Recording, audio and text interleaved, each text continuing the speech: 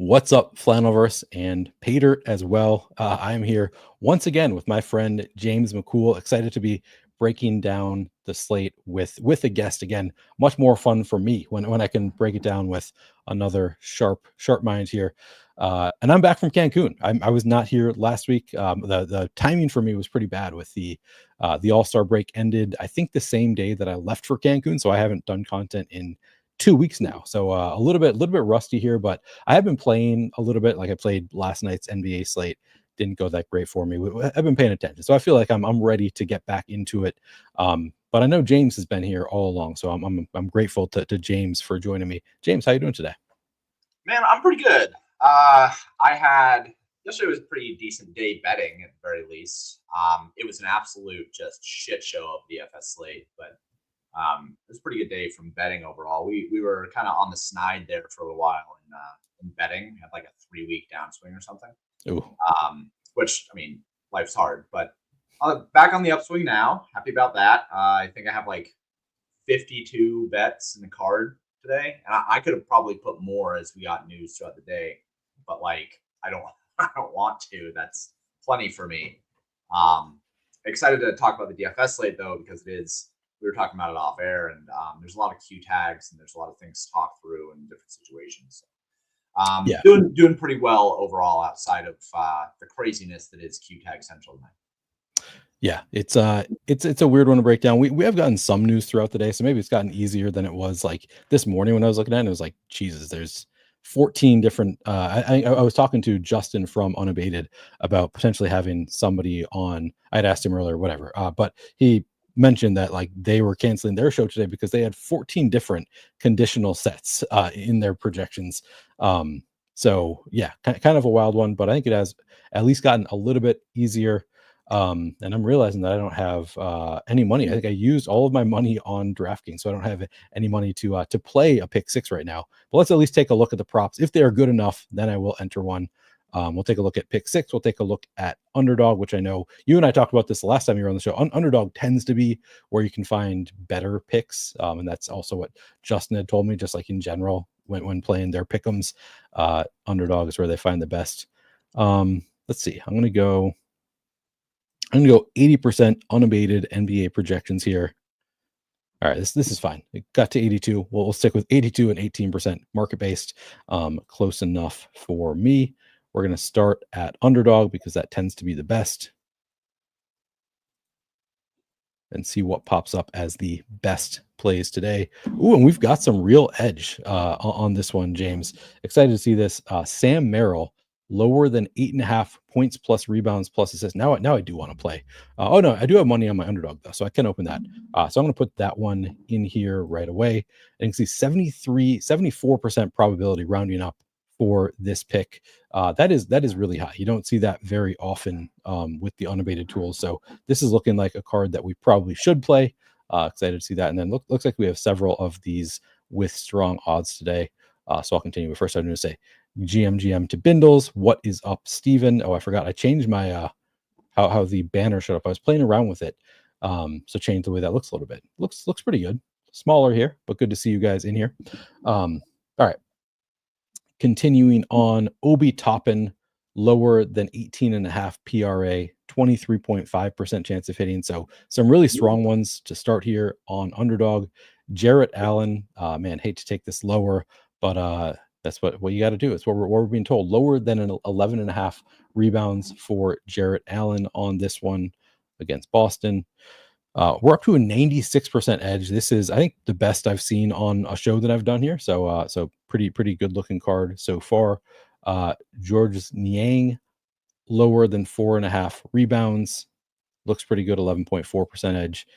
Now we're not jumping up by a ton. These ones, we had those three that are really strong in terms of their probability, 74%, 71%, and 62.5. Now we're dropping. I guess Niang wasn't that much worse, 62% probability. And then finally, Yves Missy, we can take lower than 10.5 rebounds plus assists, and we're up to 143.6% total edge. Pretty strong card here. I am going to open up underdog, and I'm going to play this one. There we go. I always struggle, James. I don't know if you do when you're doing shows, are you using the same setup that you use like throughout the day, like the same desk, same computer, all that? Oh yeah. My workspace is ridiculous. So I have no quarrels using the same setup all day. I have like a giant monitor in front of me. It's like a 30-inch monitor, and then I have two monitors to the side that are both like curved monitors. I have a fucking workstation, man. Nice. So I don't have any issues with that. So I switch where I am for the show. Like I switch my desk to a different monitor, and I don't know if I should. It's just like I don't know. The background is a little bit better. I just prefer it here. I'm currently trying to sign into my Underdog. I think I changed my password to Underdog while I was in Mexico. I kept on having issues signing in, so I did the thing where I entered a bunch of best ball contests um, before going to Mexico, Oh yeah. just like so that and then when I was there, I was like, oh shit, it only worked when I was not connected to the internet. Once I connected to the internet, it stopped working. It was a whole thing, but I got through it. I got through it. I made my picks. Looks like I was able to sign into Underdog. So give me a second here. All right, and we're gonna just put this these picks in here. So NBA, and I'll go back. The picks again are Sam Merrill lower than 8.5 PRA.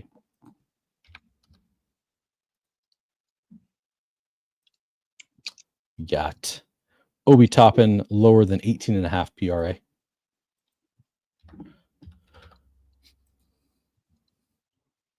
Oh no, the number dropped to 17. I was too slow. The number was dropped to 17.5. So not going to play that one.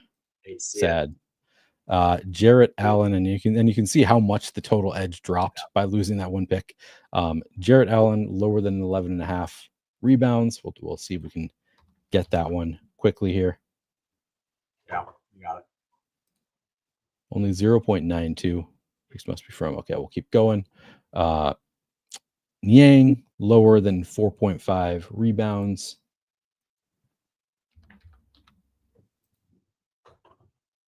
Yeah. All right.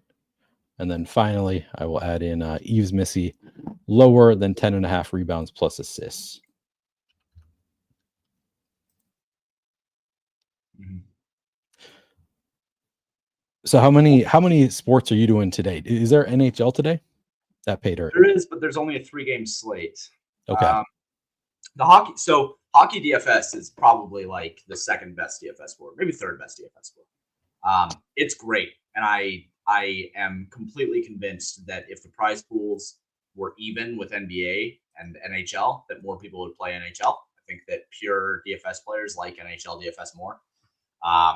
But they're obviously not. It's about half the prize pool of NBA, so we don't get that luxury. But I love NHL DFS. I think that my models are better for NHL DFS as well.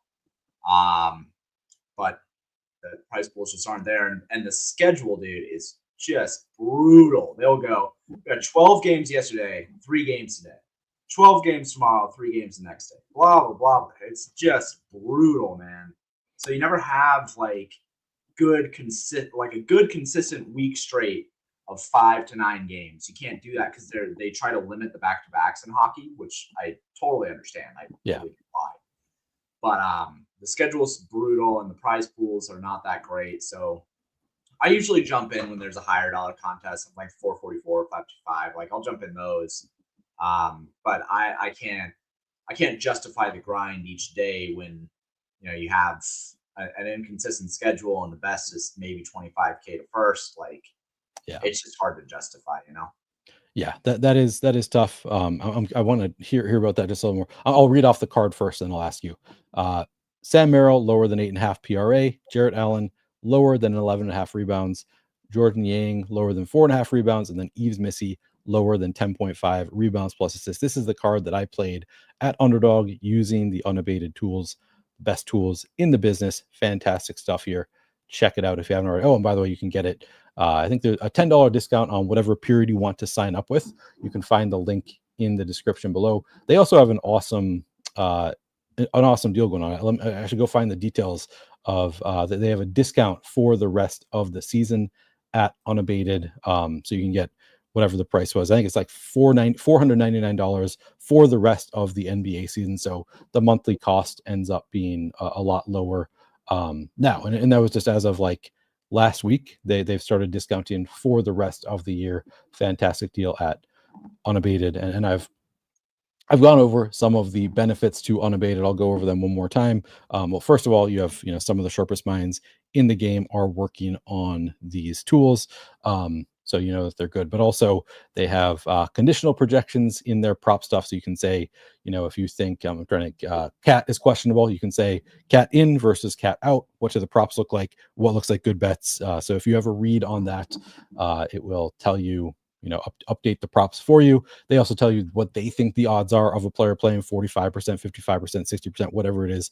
So all of that really helpful. They also let you know in their Discord whenever they do any kind of update to their projections. They'll send out a notification. We changed the projections based on the Sun starting lineup came out different than we expected, or they'll say the Sun starting lineup was exactly as we expected, so we didn't make any changes, which I think is really helpful. That's something that I asked for years.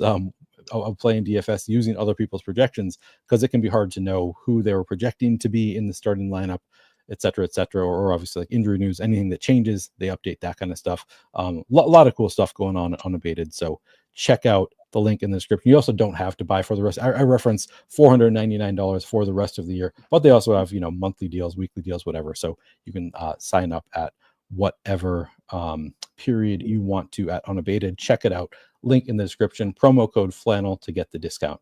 Okay, enough of me trying to sell James. I want to hear about hockey a little bit more. So in my mind, NHL DFS is very similar to MLB in some ways, in like the stacking way. But I was listening, or I was reading a Discord recently where people were talking about NHL. I didn't realize that like the best players only play like a third of the game. Is that accurate? Like a third of the game, the best players, other than I assume the goalie plays the whole game. I don't know how that works. Yeah. So a goalie will typically play the vast majority of the game unless they're getting beat up. Right? Like we see goalies get pulled early if they just like don't have it that day, or if they're if they give up like 5 goals on 7 shots or whatever, like they're fucking gone. But yeah, the best players will typically be somewhere between 23 to 25 minutes or so, and the game lasts 60. So the key difference between MLB and NHL is that MLB, you don't have to deal with line combos. Yeah. Line combos are, for those that don't know hockey, line combos are a set group of skaters that will share the ice more often than not. So you'll see, we typically refer to them as lines 1 through 4. So you'll have line 1, line 2, line 3, line 4, and line 1 is where the heavy hitters are. That's kind of like the front of the order. Then you have line 2, which is the next level of guys. Then line 3 and 4 are both kind of, we have to have rotational guys in there to spell the main guys. So that's kind of the main difference, is that in MLB, you're kind of looking and saying, well, do I want to stack 1 through 4 or 1, 2, 4, 5 or whatever, right? Not skipping order spots in the batting order. In NHL, the heuristic is that you're trying to stack together line combos or power play combos. And power plays are something that happens in NHL, which frankly, I don't really know why power plays happen, but I know they happen.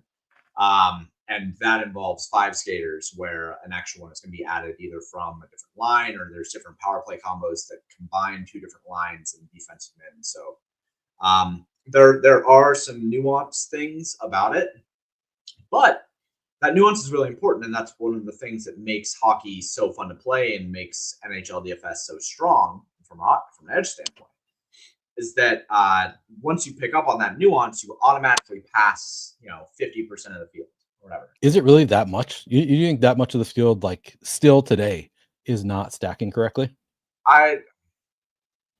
Yeah, I mean, it depends on what you think correctly. I mean, if there is, Sure. So if there's 5% of the field that's stacking lines 3 and 4, and there's 15 to 18% of the field that's not stacking like really at all, and then there's another 10% of the field that is not maximizing the correlation between power plays, it's 30, 35% of the field or so that I think is probably not maximizing the correlation between lines. Okay. Gotcha. And then similar to with MLB, we usually see that less of the field is 5-manning than they should be based on optimal rates, or 1% rates, I should say it that way.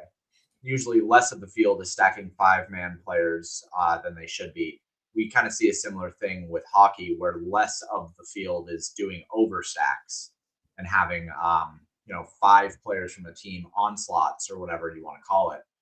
Less of the field is doing that than deserves. Now, granted, that's still only like the optimal rate is still only like 5 or 6%, but we only see about 3% of the field doing it. So there's nice edge on things like that. Just these little things that high level DFS players understand and can employ in their play are just little edges that add up to what I already think is a sport that people just do not play very well in general. People don't play highly event oriented sports very well. People don't play baseball very well.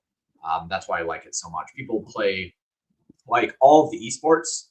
A vast majority of people who jump into the esports streets have absolutely no idea what they're doing. Huh.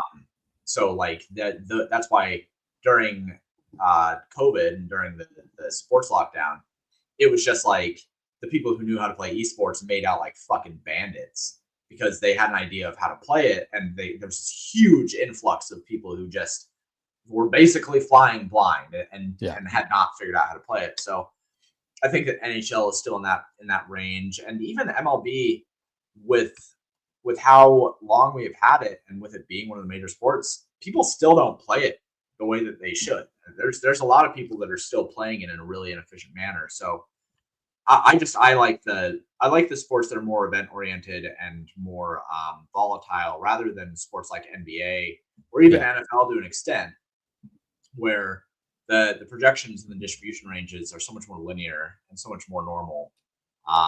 It just leaves a lot less room for people to make mistakes, and I like to play in a way that takes advantage of mistakes. Yeah, absolutely. I mean, NBA is like the king of, like, it's not event oriented, because it's, the score is going to be based on a number of events. Like anybody's ultimate fantasy score is going to be X rebounds, X points, X blocks, tons of different stats go into it. Whereas, I mean, NFL, it's funny. Like I think of NFL as being very event oriented, but you're right. Like there is also like PPR, especially, like takes away some of the, like, it's not as touchdown reliant as it would be if you did take away like PPR stuff. Suddenly becomes a lot less event oriented, or with PPR. So that is interesting. That but like MLB, like you say, obviously extremely event oriented. NHL, I think I'm still up lifetime in NHL, because I played one all-star break. I made like $100, and so I think I'm up like $90 lifetime in NHL based on that. And I'm afraid to play because I don't want to lose that winning lifetime with NHL. But yeah, it seems like a lot of sharp players do like to play it. Interesting to hear that you say that people jump into esports and no idea what they're doing. I would have assumed that at this point, the only people who are still playing are the people who are like, know exactly what they're doing. But no, that's not the case. So yes and no. I think that the way that the esports landscape currently is, yes, it is pretty much just all the grinders. That's absolutely right. But I think that there are still some misguided ideas around how to play it. Interesting. That it's kind of like, if you sit in the same poker room with all the same people for a long time, you kind of start to get a little bit complacent with your play, because you know what to expect from what everybody else is doing. Sure. So it's like you don't have to push your edges, and you don't have to like look for a way to find out how to win, because you kind of you look at the guy across from you, you're like, oh yeah, I know exactly what he's going to do in this situation. Or you look at somebody and you can expect what to do, and you can expect how you should play, and you just kind of sit back on your laurels, and there's no reason to innovate. And what that does is everybody kind of starts playing with less of an exploitative mindset, which is how those sports should be played, and starts playing more of a mindset of like just trying to protect their downside. Sure. I think that's a natural thing that happens with any group of competitive people who just like end up being in the same room as each other all the time. Yeah. So I think that's kind of what we see in League of Legends and Counter-Strike. And then you'd be able to see somebody come in somebody like Sheets, right? Like he could go into League of Legends or Counter Strike, and he does, and like tennis, like he plays in a very exploitative manner, and he comes away with a really high ROI from it because he's playing in a way that other people just don't feel like they need to play, or whatever it is, right? The psychological thing behind it. So when it comes to esports, even though it's all the grinders, they all kind of just have come set into their ways, and there's probably better ways to play. Sure. I kind of look at it the same way with like NFL, for instance. I think that there are a lot of people who now, after so many years, they look at the NFL landscape and they're like, oh well, this is just the way that I have played always, and the way that it's always worked, and they're not really taking into account that you should be trying to push some edges and trying to figure out, should I be overstacking? Should I not be stacking at all on this slate? Right. I'm guilty of that. Like I say that playing a naked QB is stupid as fuck all the time, but there are some instances where maybe you should play like a QB who's 4K and just like not stack him with anybody. Yeah. Maybe there are those instances. So I just think that we as a group in DFS will come together and decide what's right, and then stop trying to find what's right. So that's my like long rant on complacency and not pushing edges. No, I think that's very, very people get way too complacent with the way they play. I like that. I like that rant. Let's get into the NBA slate, but first, Fan Screwdrew says, Neil, taking my kids to the Lakers game tonight. Please tell me LeBron and Luka are playing tonight. Are they both questionable? Let me look at the latest injury. Yeah. They're both questionable. Luka so was officially questionable later in the day. Yeah. Too. So I think Luka's out. And LeBron had said last night that he was unsure if he was going to play today. So when LeBron is straight up saying, so I apologize, Drew, I don't think that I can tell you that they're both playing. My guess is at least one of them, maybe both of them, miss the game. But could be Are lines up for that game right now? I doubt it. I don't know. So it's not on the main slate. So I don't know off the top of my head if lines are up. But yeah, I guess that would be a good indicator of whether they're going to play. There's it's lines LA. There's lines on Austin Reeves. His PRA is at 31.5. Let me go see. 31.5. I don't know. I don't know what it usually is. That's a little high. Okay. But I need to go. I can go check actually. All right. Well, I'm going to move the sidebar down to point guards, and we are going to start breaking down the DFS slate, talking about the point guards. I'm having issues with my sign in. I don't know if my my access to Roto Grinders ran out, and I need to talk to somebody about getting it back. But I'm signed in. It's not letting me go upload stuff. So for now, I guess we're just going to use the Roto Grinders projections. I'll keep an eye out for news from Unabated. But I don't think I'm going to be able to upload unabated because when I go to upload here, unless I've just in the 2 weeks since I played, unless I've completely forgotten how this works, I think I'm just supposed to go here and be able to upload them. So don't know what is going on here. I will have to talk with somebody at Roto Grinders after the show to figure out what's going on here. But for now, just going to use RG projections.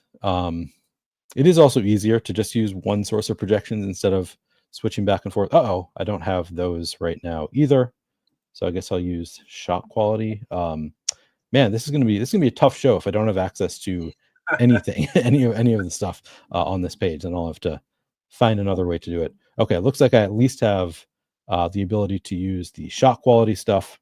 So I'll be using that. Now what is this? So I don't have access to optimal percentage. Yeah, it looks like my Roto Grinders access expired at some point while I was gone. Shot quality is a Roto Grinders partner, so apparently I can still use the shot quality. They have projections, they have ownership projections, also very good. I use them quite a bit, so we're just going to use those for now because I can't upload anything. I can't use Roto Grinders, and we will start by sorting point per dollar, and it is Tyus Jones is the top at point guard. Tyus Jones is the top point per dollar play at point guard. I believe he is also on the entire slate, projected for 31 minutes tonight. He started last night in the same matchup with the Pelicans. Now, somewhat different personnel because we have Zion and CJ McCollum out tonight, and we've got Kelly Olynyk back. I don't know. There's been some changes in personnel from last night, but Tyus played really well last night. Appalachia High School's own, by the way. Got to shout that out when I'm talking about Tyus or Trey Jones. They went to my high school, so always cheering for Tyus. And at the same time, too, James. By the way, Wow. yeah, we were teammates. Well, that's pretty incredible.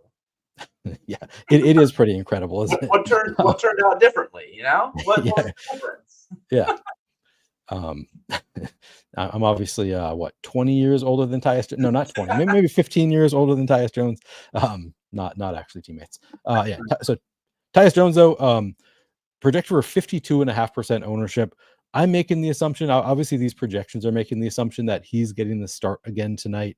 I think it's a pretty good assumption. Do you agree with that, James? That like there's got to be probably I'd say an 85% chance Tyus Jones starts tonight.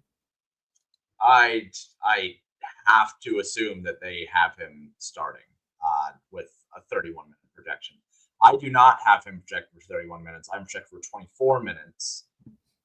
Basically, I mean, we are assuming that he is going to be off the bench with a projection like that. If he's starting, I think you can make an argument for 26 to 28 minutes. I think 31 is a little bit rich.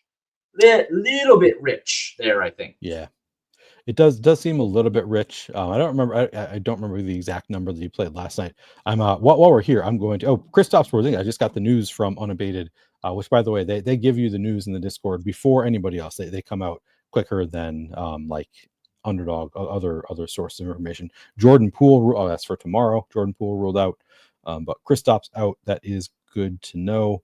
I am also going to show you where you can download, and I'm going to download for myself the unabated projections. I suppose I can just reference that sheet, and maybe I'll show that at some point. But if you go to NBA props, you can find the unabated projections there.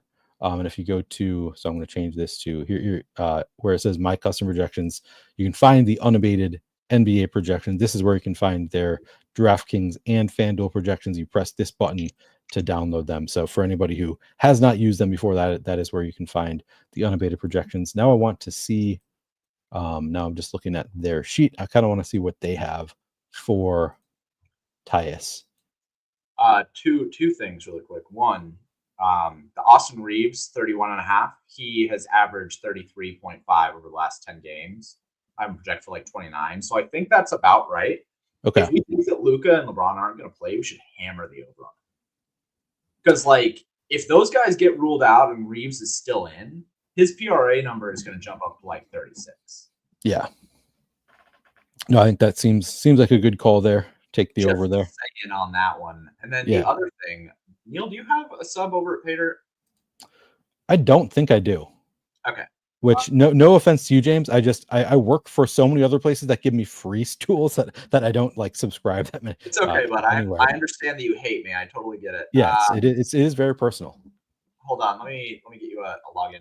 Pater has game logs, so if you wanted to see that Tyus played 39 minutes last night and touched the ball 87 times, then you would know that from the Pater game logs. Obviously, I am slightly biased in the tools that I build, but I legitimately think that it is the best game log set that exists for NBA, at least in our group of people. So okay, let me get you a login. All right, yeah, you can send me that.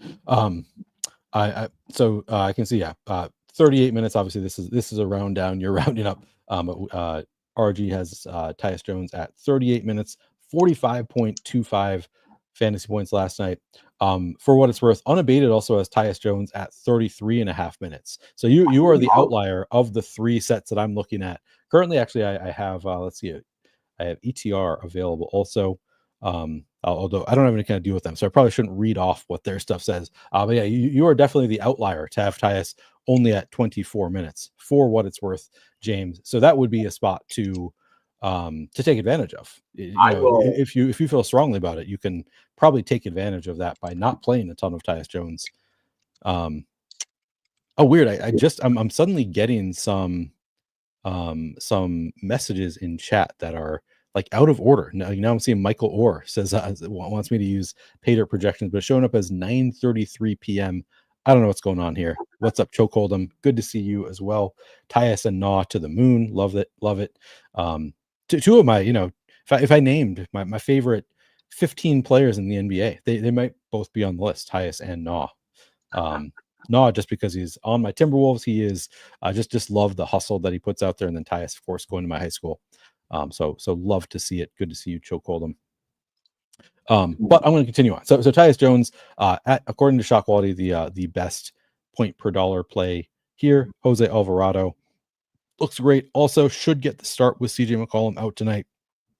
Projected for 31 minutes, 37 fantasy points at 5,900. Dyson Daniels, interesting. He looks really good against OKC, and I'm trying to remember. Do we have players? I guess we have Chet Holmgren is. I'm going to pull up the NBA injury report actually, rather than trying to remember all of this stuff. I'm just going to pull up the injury report because I can't remember why.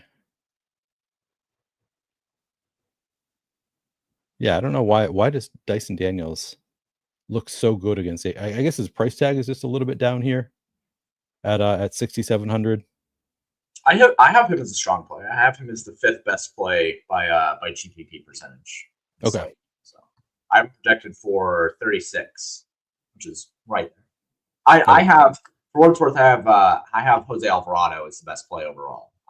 Basically, outside of, I don't have Lonzo up there, but I have Booker up there. I have Trae Young. I have these guys up there. Tyus Jones is really the only one that I do not have as like a drastically good play. And also, what is the ownership projection? 52 for Tyus Jones? Yeah, super high. We have Tyus Jones at 52.5% at Shot Quality. Got to rerun my projections because I did not have that high before the show. Should go do that. Yeah, it's with we got Bradley Beal out again. I think it's the same players out as yesterday for the Suns. So I think the assumption is he played well. Great matchup with the Pelicans. We talked about that the last time we did a show together, right, James? They were playing the Kings, and we hammered all of the Kings players because it was such a great matchup with the Pelicans. I think that worked out pretty well for us. So I think the matchup looks good. And like we said, you're an outlier in terms of your minutes projections at 24. The lowest I'm seeing of any other source I look at is 31. So maybe are yours in part docking him because he played so much last night? No, I think I'm going in and looking at the projections right now. I ran before we got on the show, but I might just be behind. Okay. Let's go find out.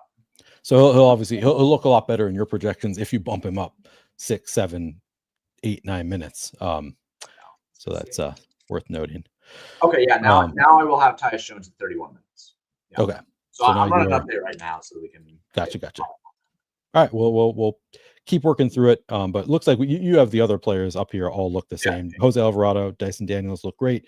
Lonzo Ball at 4,600. Love to see Lonzo Ball back playing 28 minutes. There was a point in time where it was looking like he might be out of the NBA. Like his injuries might have ended his career. So really cool to see him bouncing back this year, looking good. 4,600, 28 minutes, projecting for 26 fantasy points. Looks really strong. Devin Booker, same matchup as Tyus Jones.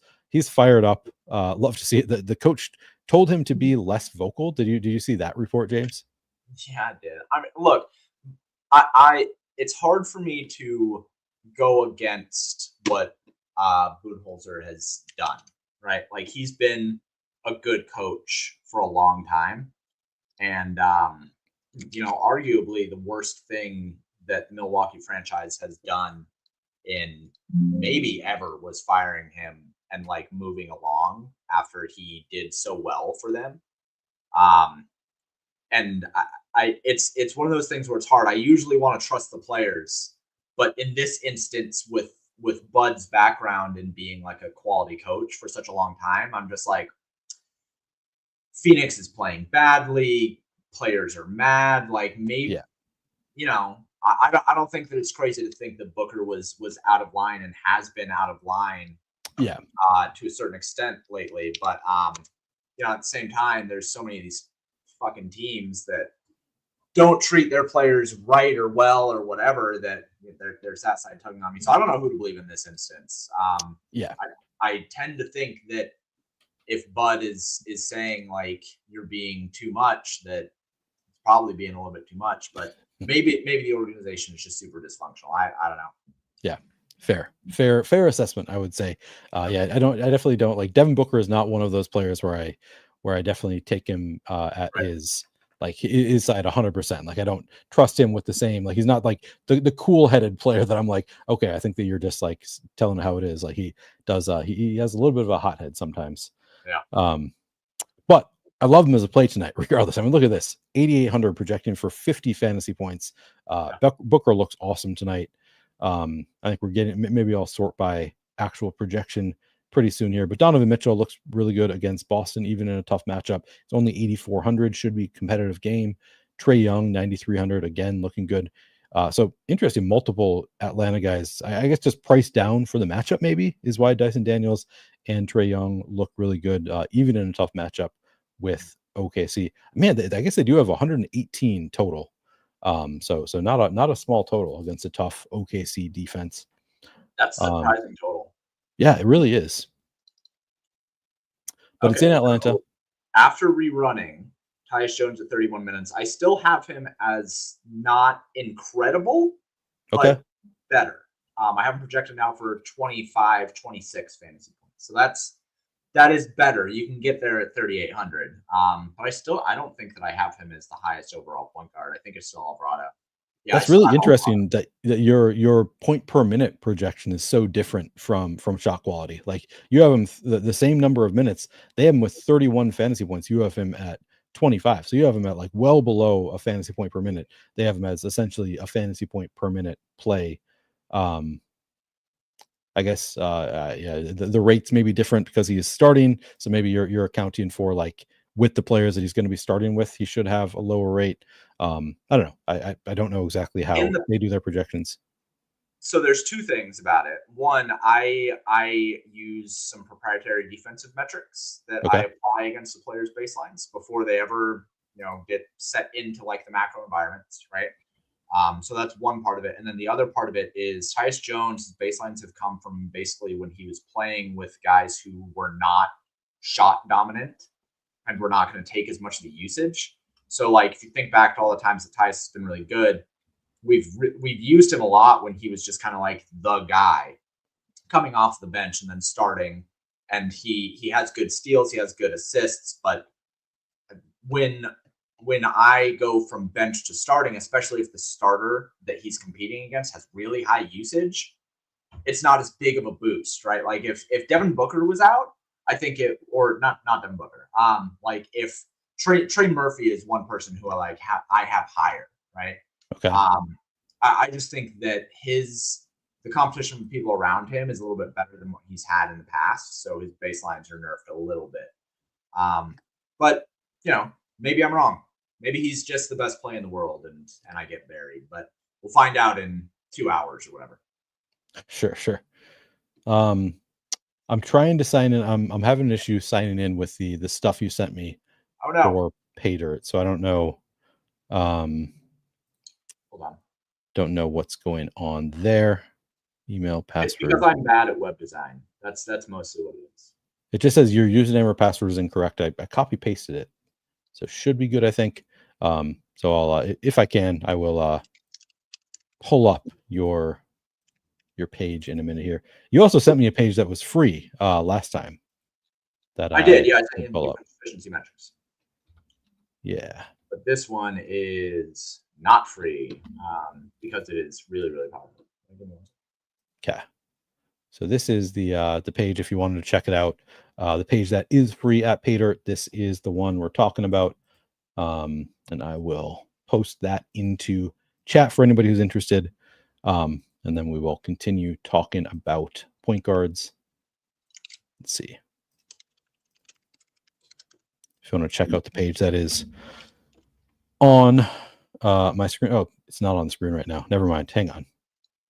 There it is. If you want to check out this page, here is a nice kind of table at Paydirt, defensive There's efficient passwords that matchup. work for you. Just use the same email that I sent you. Okay. 1 second. Who do you have as your top projected point guard on the slate? Top projected overall, Shy, Yep. SGA. Yep. I mean, 55. It's gonna be hard to beat him. Cade is close though, 53. But then after that, I have a long drop after that. Okay. Devin Booker's third. I have him at 46, and then Trae Young at 45, and Jalen Brunson at 44. Overall, like Booker is the second best value. I have Cade as the best value overall. But it's those three are kind of like the guys. Okay. So SGA number 1. Hang on, I'm working here, so I'm trying to talk while I'm also like copy pasting stuff. All right, I think it's working this time. Okay, now I am in, and I'll pull this up over here. All right, so where do you want me to pull this up? Your defensive. Yeah, go to research. And go to NBA and go to game logs correlations model.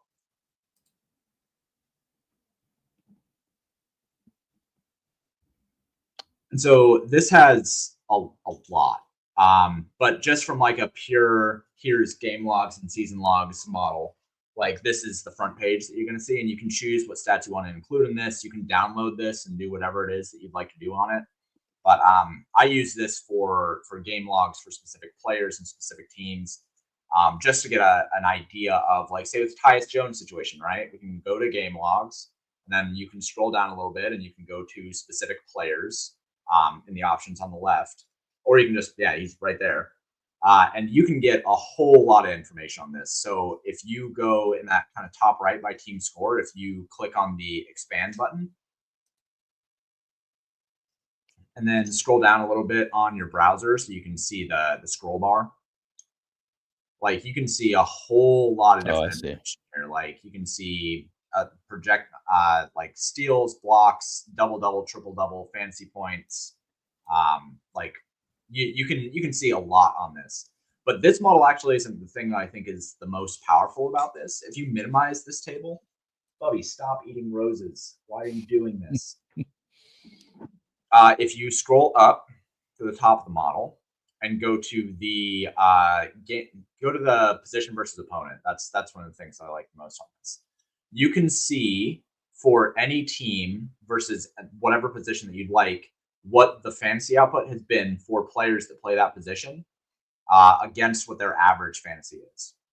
Okay. So this, in combination with the DEM model that's free to use, can give you some really good insight as to what you should expect players to be able to do against certain defenses. Very cool. And the other cool thing, everything in this model, you can change the game outcome. So you can see like games that were a blowout, games that were close. You can see players that scored or players that only played 20 plus minutes. So if you go down on this model a little bit and in the options on the left-hand side, say that you only wanted to see what point guards against New Orleans do that are starters. If you scroll down a little bit more, then you can go to the certain range for minutes and just say like 25 plus. And that's going to show you basically only starters and what their outcomes have been against New Orleans for point guards. Very cool. It's sick. Like the level that I have built into this, I think is super, super useful.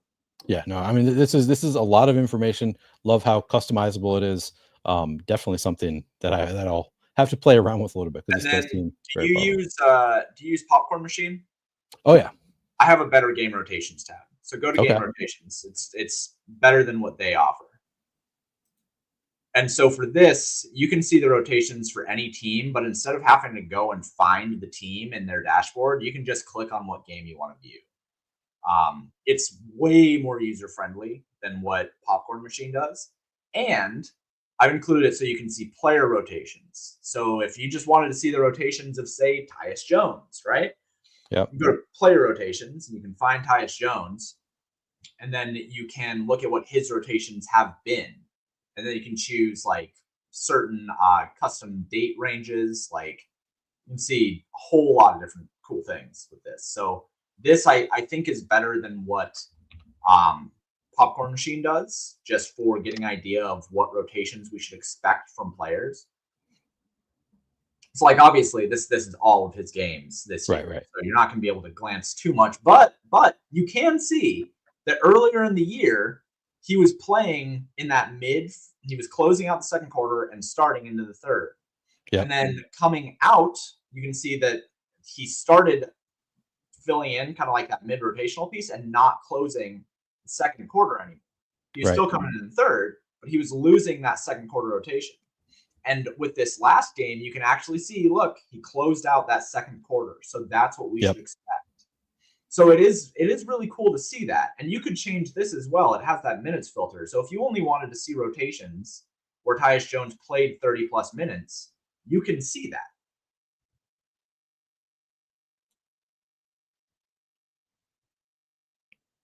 So you can see. So obviously there's a lot to load up here, but there's all the rotations where he's played 30 or more minutes. Yeah, very cool. Yeah, this is definitely something worth digging into a little bit more, something to check out at PayDirt. If you want to sell it, how much would this cost people? Oh, $40 a month for everything on the site. Everything on the site, all sports. Every single thing. Yeah. I have always made sure that my site is accessible to anybody in any price range to have things to beat DFS. That's my whole thing. So I might raise it to $45 a month before NFL season. I'd like to not, but I might. But for now, $40 a month gets you everything on the site. Nice. All right. Well, check it out if you have not already checked out PayDirt. A lot of very cool tools here, and we haven't even looked at most of them. We've looked at a couple of them, but yeah, really comprehensive data for all sports. Looks really awesome. But we got to continue breaking down our players here. We did this last time too, where we just like started talking about cool things. And I know I always struggle with it because I like talking like more like macro. I like talking about bigger picture stuff more than I like talking about just like a given slate. But like you gotta be able to talk about the slate also. So we need to rein ourselves back in and talk about today's slate for the people. Michael Orr in chat giving a lot of props to you. Big fan of the PayDirt stuff. PayDirt guy, smart guy. This is interesting. So you had a pretty big gap between SGA and any other point guard, as I recall. Whereas it looks like here it's a 0.01 is the gap between SGA and Cade Cunningham. So what is the gap that you see in your projections? It's probably a defensive thing. I would guess it's probably just a slight defensive boost. Detroit is in a really good spot up against Denver. I think that most people say that Denver is the best matchup for point guards, and I think that that's right.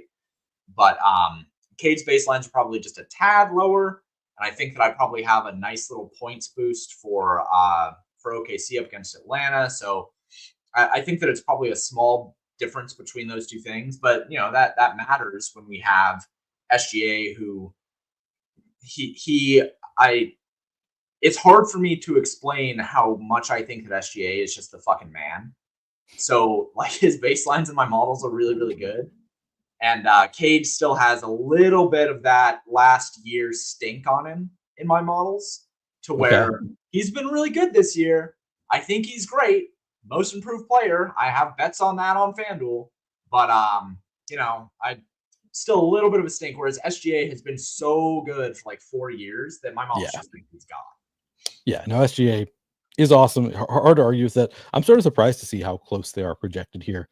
But as we see here, Denver 5th in terms of pace of play on the season. At what point in the season do you start like I sort of have started looking at, instead of looking at the full season, just looking at like the last 10 games, and usually it's kind of the same here, but I'm curious to see where Denver ranks. So over the past 10 games, 16th in terms of pace of play. So they've slowed down quite a bit over the past 10 games. Now I say quite a bit, but it's like 104 possessions down to 100. The numbers are not like enormous, but it's noticeable, the drop in terms of pace. Defensive rating changes a bit. Where do you start, like kind of looking more so at recent game logs versus the entire season? Yeah, I do that from the beginning, Yeah. actually. I much prefer to use rolling averages, at least for defensive stuff, right? For players, I use a 3-month sample.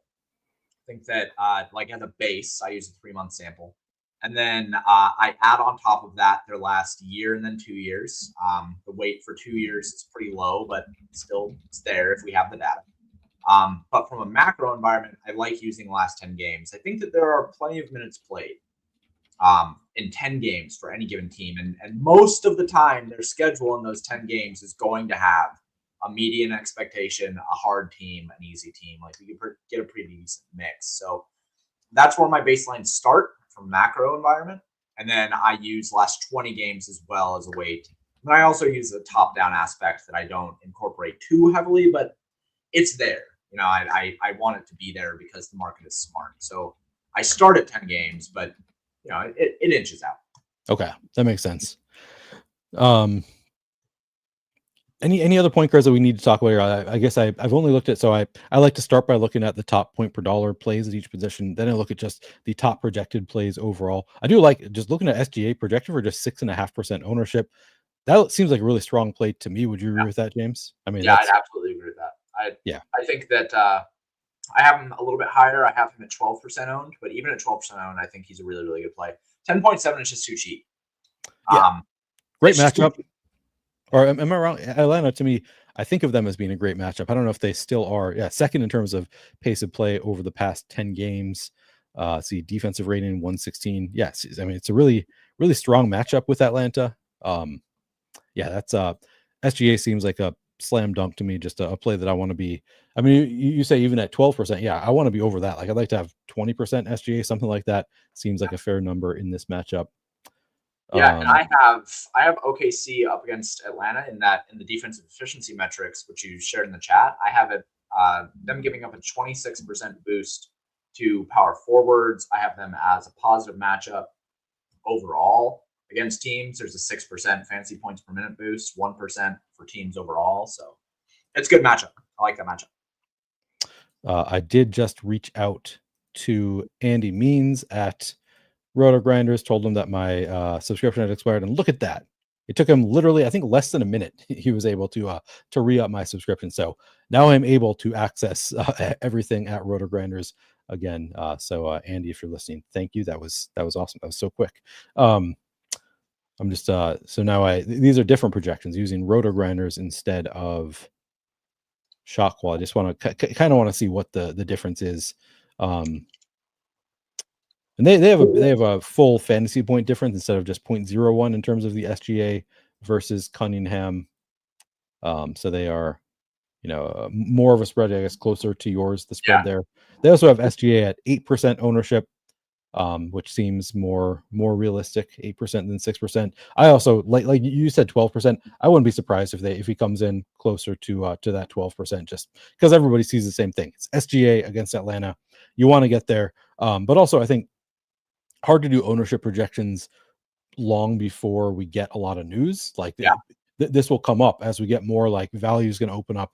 The ownership projection is going to come up everywhere. So I would anticipate that it's going to go up, but I think I'm into it. Dan Brown asking SGA greater than Cade, asking that question. Yeah, I mean, there is a $500 difference there, but I would say yes. Like I prefer SGA, also projected for lower ownership. So I think I'd be more inclined to be like, I'll be more over the field on SGA than Cade, I guess is what I'll say. I think like this seems like efficient ownership to me on Cade, whereas SGA seems significantly underowned. Would you agree? Would you rather, if you're like making one lineup, would you rather play SGA than Cade? No, actually, I'd probably play Cade. Okay. But only it's so close. It's like a 52-48 type thing. It's basically a coin flip. Yeah. That $500 does matter. And my Yeah. GPP percentage is 27% for Cade and 24% for Shy. Very similar ceilings. I have Shy finishing as the top play on the slate overall 13% of the time and Cade at 12%. I just think that it's all so close, and it would be an easier decision if one or the other had significant ownership differences. They don't. So it really is just I think that depending on who you play there, I think that you likely should just correlate with somebody from the other team. If you feel it better to correlate with a Denver piece, then I think you should play Cade. If you feel that Atlanta pieces are easier to correlate with, you should just play SGA. So, but there's a lot of nuance on this. I think you can't really go wrong with either. Yeah, but both are obviously fantastic plays. That is true for sure. Okay, we just got some more news coming out. Luke Cornett available to play tonight. So with Kristaps out, I don't know if he's going to become relevant here. Jaylen Brown also available to play though. Thought he might miss the game. We did get Aaron Gordon not expected to play tonight, so maybe we get a Russell Westbrook start. And we do have confirmed Trae Young is available to play, which I think was kind of our assumption. I'm going to look. I'm just going to refresh to the. Or sorry, not refresh. I'm just going to look at point per dollar using roto grinders. Yeah, it's also Tyus Jones, so I think it's similar in a lot of ways. Jones, Alvarado. They have Devin Booker number 3. Lonzo Ball, Peyton Pritchard. Maybe this is jumping up with Jaylen Brown. No, Jaylen Brown is in. We didn't get anybody more out. So Peyton Pritchard projected for 30 minutes, 28 fantasy points here. Looks like a really strong play. Dyson Daniels still looking like a very strong play for Atlanta. So if you're playing SGA, you can correlate with Dyson Daniels at shooting guard. You've also got Trae Young looked pretty strong for Atlanta. Where is he here? Maybe they had him out. No, here he is. He's down here. 45 fantasy points. Yeah. All right. And the other player I want to ask you about is Scotty Barnes is questionable. I think I like Scotty Barnes if he does play. Like I think he might get a little bit of an ownership discount for a great matchup with the Bulls. Seems like somebody that you would want to play. But then I also think like a lot of Toronto pieces are going to look really good if Scotty Barnes misses this game. So I think he's somebody that we'll have to pay pretty close attention to. But is there anybody, I guess, on Toronto that you particularly like? Would you play Scotty Barnes if he is available to play and starting tonight? Yeah, I like Scotty Barnes. I think he's fine. I think he's probably about as good of a play as Trae Young or John Morant. Think that Quickly also, even with Scotty Barnes in, I think that Quickly is probably an okay play. Not the worst play I've ever seen, but if Scotty Barnes is out, love Quickly. Yeah. People have been attacking Chicago for the entirety of the season for pace, and he's somebody that thrives when he has some higher usage, and some more shots. So I don't think that that's all that bad of a play. If you're looking for somebody kind of like in MME and high upside tournament stuff, and Dan just said Quickly's price is just not digestible. I mostly agree. 7,200 is a little bit rich, but it's a good matchup, and I do think that he still has a 50-point ceiling. It's not the worst play in the world, I think, if you're sprinkling.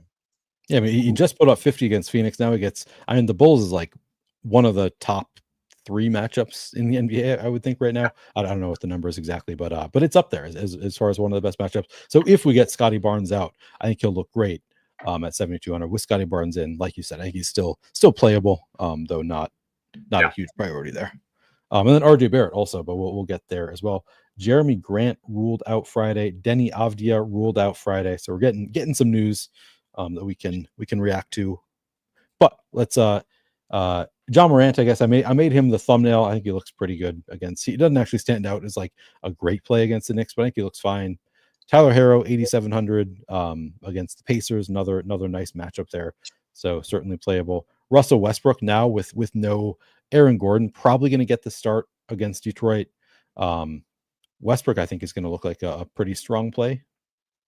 I don't know if you've updated for Aaron Gordon being out. I don't know if let me look if Gordon is out in the RG projections. Yeah, he's out. So they have Westbrook in as a fine but not like phenomenal play. Yeah, he'll probably be okay. I haven't updated yet, I don't think. I can go check back. They have him at 27 minutes, 5,600. Looks like basically a 5x value. James, before I move on, we had talked. I told you before the show that you are welcome to jump off at any point because I know that you have so many obligations.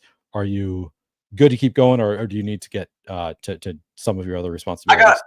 I got another 15 minutes in me. We do another 15 minutes. Cool. Well, then Let's move on to shooting guard. Let's see. Dan says RJ feeling too score independent this year. Need him to shoot the lights out. I do think like if Scotty Barnes is out though, I think RJ is going to look pretty strong because he should handle the ball more with Scotty Barnes out. So maybe and maybe rebound a little. I don't know. I think those peripheral numbers might be a little bit better for RJ Barrett in the event that we have Scotty Barnes out. Dan says Portland, yeah, Portland value opening up big time. So we'll have to refresh soon. But I'm gonna move on to shooting guards now, and I'll come back to these other positions and refresh with some of the news. But as of right now, the top point per dollar plays at shooting guard, both on the Pelicans. We have Jordan Hawkins is 4,000 projected for 32 minutes. Again, we have no Zion, no CJ McCollum for this game. So we had Jose Alvarado as one of the best. It's a lot of Pels looking good here. Trey Murphy looks awesome, even at 7,900. Just should have awesome usage. Projected for 36 minutes and 46 fantasy points at 7,900 tonight. Trey Murphy looks great. We already talked about Booker, Ball, Pritchard at point guard, all point guard eligible. How are your projections showing for Hawkins and Murphy? Are they also two of your top projected point per dollar shooting guards? Murphy is the best play on the slate for me. Yeah, he looks pretty awesome. I have him projected for 51, so like really, really good. His GPP percentage is 50%. His top finish rate for a $7,900 player is 6%, just crazy. I have him scoring 5x his salary 78% of the time. He's the play, man. If you're gonna lock anybody in, it's gonna be Trey Murphy. Hawkins not as much. I have him again. I'm probably a little bit lower on him than the industry. I have him in about 29 minutes. Lopping off probably part of a rotation somewhere. He still projects okay. I have him projected for 25. It's not anything insane, but his metrics in terms of GPP percentage are pretty good. 20% ish, pretty good. But I don't know. I understand why people would be interested in Jordan Hawkins, but at the same time, it's like there's the heuristic of how many players can you play from a single team. Like, how many players is too many players, and I always lock at max 3. So if I do that, Trey Murphy is the best play on the slate by a long shot. Tyus Jones looks pretty good in terms of point guard. That third player, like, do I want to lock it in with Jordan Hawkins, who is going to be competing with Trey Murphy and Tyus Jones for ball handling and for shot duty? Like, well, Tyus Jones isn't on the Pelicans. He's on the other side. No. Yeah. I keep making that mistake. I don't know why. Why do I keep thinking that it's on the same team? I almost made a mistake earlier. They're in the same game. They played against each other last night. I don't know. That's why. Yeah, I don't know. I don't know how much I want to go with Jordan Hawkins with a relatively low projection for like the values that we have on the slate. He's okay. He's not great. What is the ownership projection for him right now? 32? I have 32. Him lower than that. Okay. I think he comes in a bit lower than that. I have him around 20%. So if that's attractive to you, then I think that's good news. Shooting guard is like often kind of a weaker position, I think. So, but like on this side, we have Trey Murphy, we have Devin Booker, like some pretty strong shooting guard options available. So, wouldn't be surprised if the ownership number does come in a little bit lower on Jordan Hawkins. But yeah, looks like a strong point per dollar play at least. Curious. Would you rather play Lonzo Ball or Jordan Hawkins? So Lonzo Ball 4,600. Good question. Because I think that's a good question. I think that's a fair question here. Yeah, and I mean Lonzo Ball coming in at 15.5%. I guess that'll be my tiebreaker. Lonzo Ball coming in at significantly lower ownership, and he does do a little bit of everything. So kind of like the diversity in his fantasy output. Yeah, I think probably Lonzo Ball is the one. Like I guess if I were going to be overweight to the field on one of them, I would prefer Lonzo Ball. Yeah, I think Lonzo in this spot, like, especially if you think that Jordan Hawkins is going to be 32%. Like for me, it's less of a gap, right? I have Jordan Hawkins at like 20 and Lonzo Ball at 13, so it's less of a gap there. But if you think Jordan Hawkins is going to be like 32% owned, Lonzo Ball seems like a much better single entry play if you're just trying to get away from a little bit of chalk, Yeah, I think that seems like a pretty good play. agreed. No, I agree with you. Lonzo Ball looks strong. RJ Barrett, I already mentioned 7,700. I'll have a lot of interest if Scotty Barnes is out. Yeah. I have some interest. I tend to play like teams in great matchups. I think that I hammer them more than other people do. So just like I'm not, and I don't set rules. So like I might end up with, or I shouldn't say I don't set rules. I think I don't set as many rules as a lot of people do. So like if I end up with some lineups that have both of Emmanuel Quickly and RJ Barrett, I'm cool with that. I'll accept it. Just like playing players in the best game. But I do set the universal rule that you mentioned of max 3 on a slate this size. Typically 3 is my max from any one team, and then I'll set individual player rules if I think I'm going to get to a lot of 2 different players on the same team and they negatively correlate. Then sometimes I'll set rules for those players as well. But I do think that RJ Barrett is somebody that I'm going to be playing a lot of. And by the way, I don't know if I said it, but I 100% agree with you on Trey Murphy being just a fantastic player. I'm going to play a ton of Trey Murphy. I think RJ Barrett as I guess not that contrarian, 11.5% projected ownership, and that will go up if Scotty Barnes is out. But I like him at that ownership number. Karis LeVert coming in at 29 minutes, 25 fantasy points at 4,900, sort of interesting for Atlanta. Christian Brown just had a nice game last night for Denver. Detroit, not a great matchup. No. But it still looks playable. No, I think the main guys that we're looking at here are going to be like Trey Murphy, Devin Booker, who we already talked about. Jordan Hawkins, I think is fine. Dyson Daniels looks good, and Lonzo Ball probably at 4,600. I don't really see too much of a reason to get away from that group unless we get news. If Scotty Barnes is out, you can jump up RJ Barrett a bit, but I think I might even have more interest in Isaiah Quickly than RJ Barrett if Barnes is out. So I guess it's fair. He's cheaper. We'll handle the ball quite a bit. Yeah. So I don't hate that call. But again, I'll play both in that scenario, and I'll play both probably regardless. I'll probably be over the field on both would be my expectation, even if Scotty Barnes is in, and like all 3 of them. But I tend to hammer matchups, I think, more than a lot of other people do for some of these lower owned players. But all right, let's move on to small forward. We don't have that much time left with James, so I want to keep moving on. And Trey Murphy also available at small forward. Obviously, gonna love him wherever you can get him into your lineup. Not a ton of strong value at small forward, because you can see the second best value is Michael Porter Jr. He is 6,100 projected for 33 fantasy points. So not that much better than like less than 6x, which I guess he's over 5x, but he doesn't look like that amazing of a value. Do you think you're going to get too much Michael Porter Jr.? No, I don't have him up there. I have him projected for 31, which is a little bit lower, but I have guys like Ausar Thompson and OG Anunoby both above him in terms of value. So just based on what we're looking at here for RotoGrinders, I think Ausar Thompson is probably somebody that I would be more willing to go to. Michael Porter Jr., like we just said, Detroit is really not that great of a matchup. And Michael Porter Jr. is so dependent on his shot falling, whereas we get a little bit of a wider range with somebody like Ausar. That would be my preference. But if you are going to play Cade Cunningham, maybe you do correlate back with Michael Porter Jr. I don't think that Michael Porter Jr. is a bad play. Sure. But I think he's a better play if you're going to be looking to maximize that game environment correlation than not. So yeah, that makes sense. Yeah, you like him better if you are playing more of the game. We did just get Aaron Gordon, which they already said we're not expected to play. Now he is officially ruled out, which obviously helps a little bit. But Jamal Murray is in. Ausar Thompson, yeah, agreed. Looks like a strong enough play.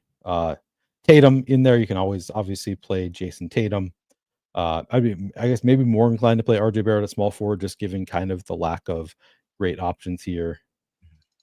Again, Scotty Barnes, I will play. And again, we have kind of a weak position at small forward. So I'll lean into the matchup. If Scotty Barnes is available, I'll be playing above weight to the field. He is projected for 10.5% ownership. So that is not nothing. Jalen Williams, I guess we got the news that Chet is in. So not gonna benefit from Chet being out, but still playable in a great matchup with Atlanta. Yeah, not seeing anybody else that stands out. Go ahead. Yeah, I just reran with Aaron Gordon confirmed out, and just wanted to kind of go over some of the things. So Russell Westbrook did jump up quite a bit. I'm projected 32 now. He's more than playable. He's right there with Jose Alvarado, who I have Alvarado as a better play overall. But I think that he's playable. And let's see, it looks like Michael Porter Jr. jumped up about 1 fantasy point. So now he's a little bit better than somebody like OJ Anunoby, who I had as a better play. Now I have Michael Porter, but I still prefer Oscar Thompson of Okay. value forwards. So I just refreshed with some of the news, and we got Delano Banton now looks like the second best value at point guard, but he's only projected for 22 minutes and 19% ownership.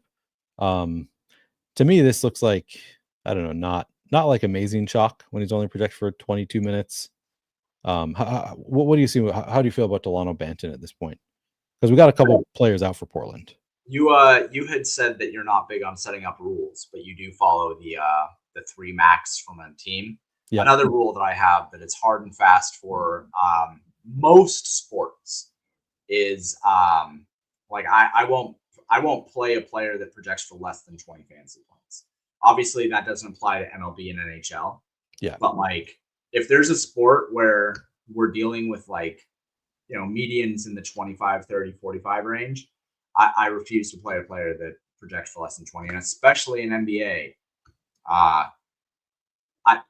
If a player is only valuable because they can 6x their $3,000 projection, you're not going to get killed by Delano Banton for like scoring 20 fantasy points. You just won't. So 22 minutes, projection of 21. Good on that. And when was the last time that Delano Banton won a GPP for anyone? Let's be honest here. I don't think he has ever. I can't recall one, but I have not played every slate this season, so I don't know for sure. I'm gonna hard pass on that one. I think you and I, it was Jared Vanderbilt the last time you and I did a show together. So we were both like, this is bad chalk. And then he put up like 2 fantasy points per minute in limited. It was very frustrating for me in that one. Hey, no, but we did good on that show. People did well. Listen to the show, so worked out overall. But that was just one that was like stuck out as like we were both like use it as an example of like you just don't want a guy who's not going to play more than 18 minutes or whatever. And then it's just like just like crushed in his 18 minutes. But it doesn't usually happen. All right. So I'm just looking at, and Russell Westbrook did come up to 31 fantasy point projection here for RotoGrinders. So I just wanted to take a quick step back to look at what has changed. Kind of Shaedon Sharpe jumped up quite a bit in the shooting guard rankings with the news that Avdia and I forget who else is out. There's another player out there. I forget, but Shaedon Sharpe jumped up quite a bit to about 30 fantasy points at 5,400. Looks like a pretty strong play at shooting guard. All right, and then small forward, which we had moved on to. MPJ looks now 32.5 fantasy points at 6,100. Does look pretty good. Tumani Kamara jumps up a little bit with players out for Portland. Over 31 fantasy points at 5,800. Looks really strong. So we have better options now than we did when we started the show. Aaron Nesmith, another one of those like doesn't look that great. Like he's going to get, I guess the only projected for 6% ownership. That seems pretty fair at 4,000. Seems okay. I was going to note though that Nesmith seems like, if you didn't want to play, what was I looking at? I think it was at shooting guard. If you didn't want to play, Nesmith, I thought that if you didn't want to play Jordan Hawkins, then I thought Nesmith was a decent pivot in large field stuff. Yeah. Projects a little bit too low for me to have like a lot of confidence on it, but I don't think that it's the worst thing if you have MME and you wanted to throw 5% in there instead of having Jordan Hawkins, I don't think that's the worst thing in the world. Yeah, agreed. We got Andrew Wiggins is out tonight, Yeah. which maybe we were. I was thinking of Aaron Wiggins when I said it. I knew he was in. I don't know if Andrew Wiggins is already out, but that could be impactful. Maybe that's why Tyler Harrow already looked good. Jalen Smith confirmed. I think he was probable, but confirmed in and Vooch confirmed out. So Jalen Smith, whoever started in center for the Bulls, is going to look good. I'll get there in a minute. I forgot there was some other. Chris asked Russ starting. We don't know for sure yet. That's my expectation that Russ is going to get the start with Aaron Gordon out. He was starting actually even after Aaron Gordon came back for a while. Who's getting the starts? But yeah, I would assume that Russ is going to get the start with Aaron Gordon out, but I don't think that is confirmed yet. All right, let's see. Anything else at small forward? I know you got to get out of here in a minute, but I just wanted to do a quick one through. Move over to power forward. Kelly Olynyk maybe gets a start tonight. I guess I would expect him to get the start tonight with no Zion, projected for 25 minutes. Kelly Olynyk, one of those guys who can just put up fantasy points in a hurry. So I do think that he is playable. Looks like a pretty strong option here, projected for 15% ownership. Santi Aldama 5,300, projected for 29 fantasy points. Looks pretty good. Bull just been on a tear lately.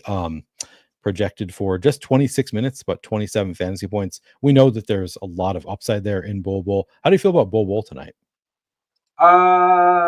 Maybe too highly owned. Okay. Maybe a little too highly owned. So like in that range, Carlo Matkovic. Yep. Kind of guess on that. Projected for 27. He's 4,500. I have Bull projected for 27.5 at 5K. I have Kelly Olynyk projected for 27.5 at 5K, and have Arsar Thompson projected for 27 at 5K. So it's like, do I want to pay the ownership price for Bull, or do I just want to play one of the four people? You now have access to Paydirt using that account that I set up. So the Pivot Finder, if you wanted to go over to the site really quick and show kind of like why we use the Pivot Finder, go to Tools, NBA Pivot Finder, third tool down. And what the core concept of this is exactly what we're talking about here, right? So if you go down a little bit more and go to what do you want to look at? Look at player comps for Bull. And if you just type Bull there, then it'll auto-populate in. Yeah, there you go. And do instead of the $500 salary range. So what that'll do is it's going to look for any players that are within $500 of Bull and within 3 points of his median. So if you go up now and you click the button, click up a little bit more, simulate appropriate pivots. There we go. Then what we're going to do is it's going to create a table that shows you all the appropriate pivots of every player that is within $500 and projects within 3 fantasy points of it. So you can see that we have a lot of options here, right? We do. The other thing is, say that you wanted to take out Scoot Henderson, right? Like you're really not doing a comparison against point guards. So you can go down and you can choose just specific positions. And if we just wanted to say even just power forwards, right? We could do that. So specific positions there, and then just choose power forward. And then rerun. And then, it's underneath the table now. So then when we rerun, we're just going to see the power forwards that are applicable as a pivot here. So it's like, do we really want to pay the ownership of 26% for Bull? Probably not. Like we have Arsar Thompson, we have Carlo, we have Kelly Olynyk, we have Santi Aldama, we have Aaron Wiggins. So, like we have a whole bunch of guys here. They all project for the same minutes. So in instances like this, if I was building out a single entry team, I'm probably not going to play Bull. I probably can just get some leverage here by playing Olynyk at 7%. Yeah, Olynyk looks great there if he's only at 7%. So you have Bull at 26.5% ownership, and that is it's pretty different than what RG has. They have them at 11% ownership. So that obviously makes a pretty big difference in how you want to handle the situation. I would guess it's somewhere in between. I think people are pretty excited about playing Bull, so I wouldn't be surprised if he does come in closer to your ownership number at this point.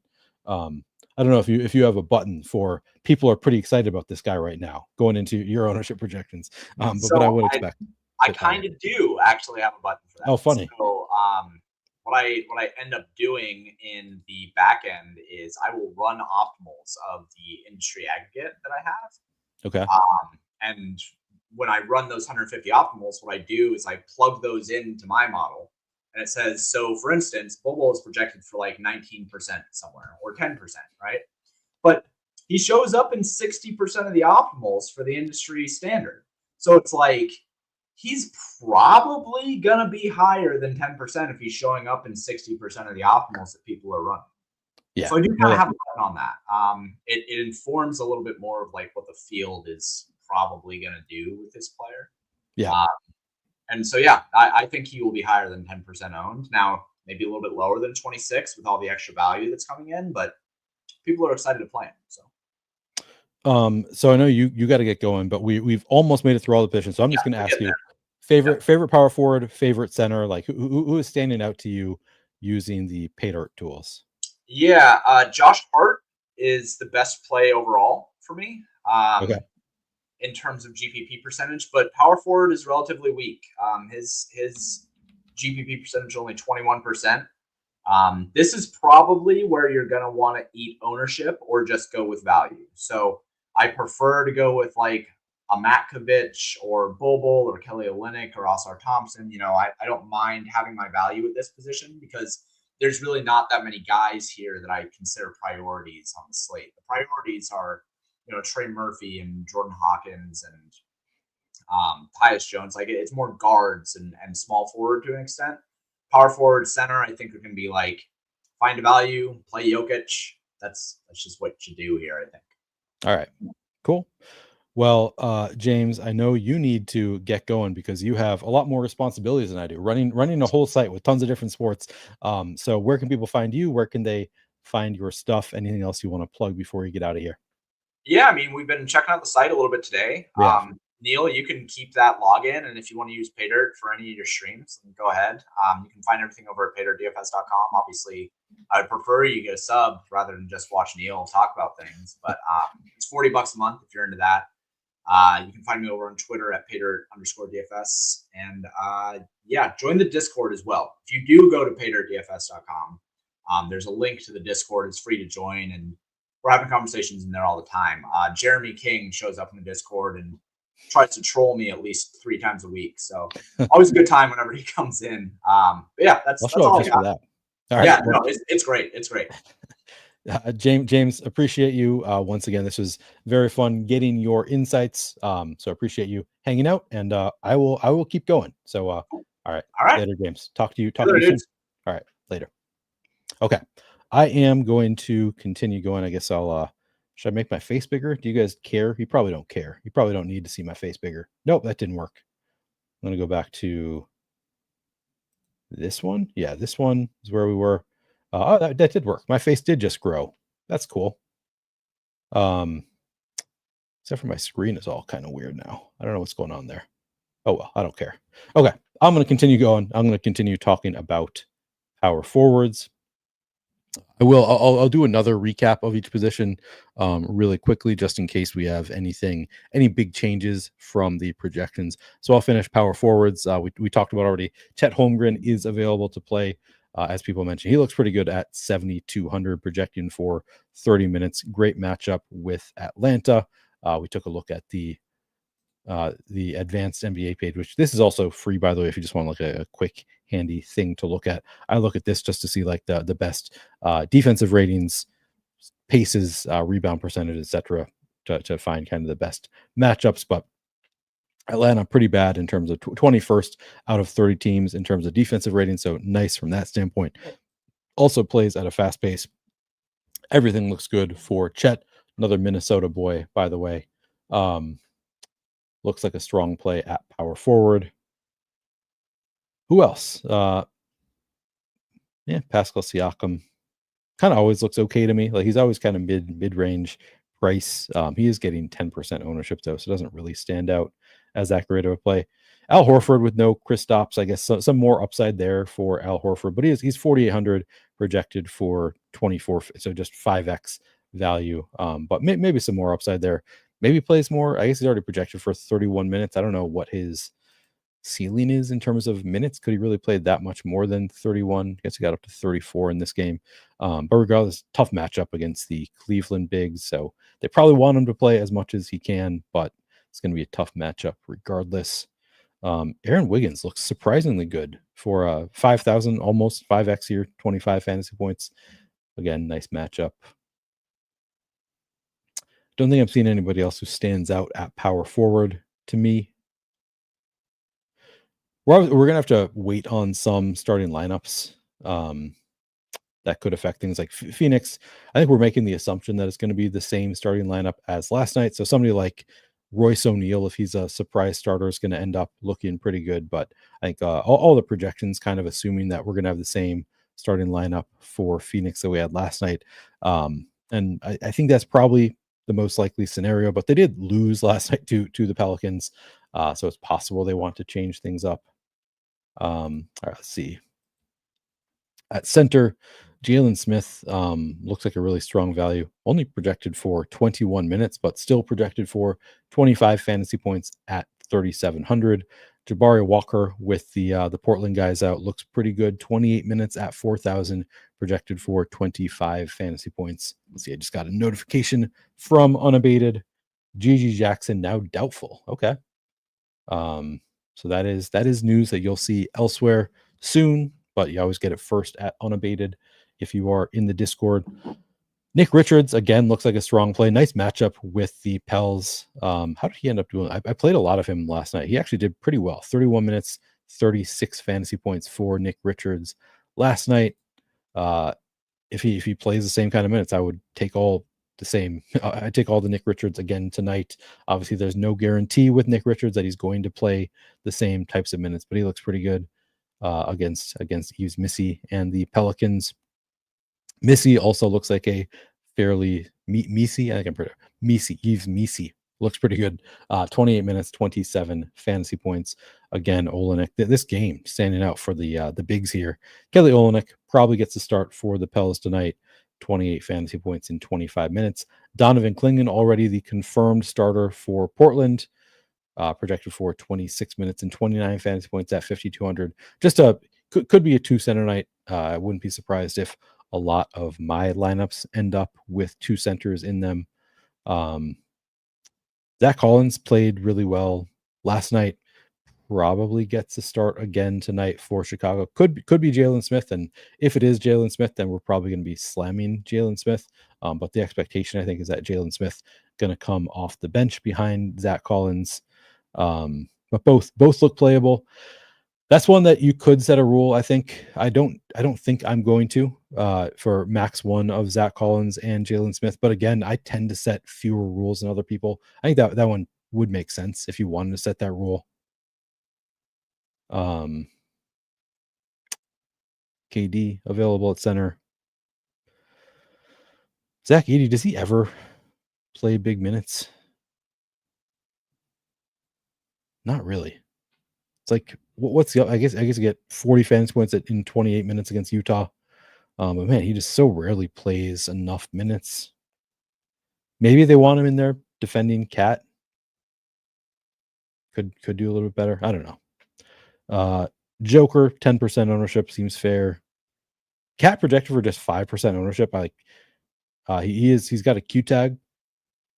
I don't know. Actually, let me check. I'm gonna go look at Unabated to see what they have as the odds of Cat playing tonight. Saquon or Kareem Hunt.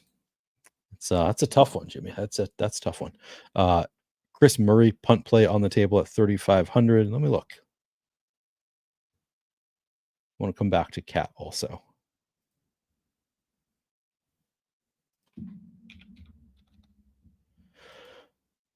So he doesn't not a great point per minute producer, but at 3,500. Oh, he is this confirmed starter. Like borderline playable, but like that's not great. If he's already the confirmed starter, already in there for 24 minutes, like if he played 36 minutes, then suddenly you're looking at a projection of like 22, 23 or something like that for Chris Murray. So obviously he can outproduce his projection, but put up 25 in 23 minutes in a great matchup with Washington. But yeah, not a great fantasy producer. I think it's a thin-ish play on a slate of this size. I think the 1% ownership is probably about right for Chris Murray, but you never know. Like players can, if you get the minutes, you have an opportunity to outperform. All right, so getting back to Cat, I gotta take out this. I want to look at the unabated. What they have its odds at. Maybe is it on the site? I'm trying to remember if you can see that on the site or if it is. Let's see. Conditional projections. Here you go. So they have Cat at 50% to play. So they have everybody right now. Let me refresh this and see if any of this has changed.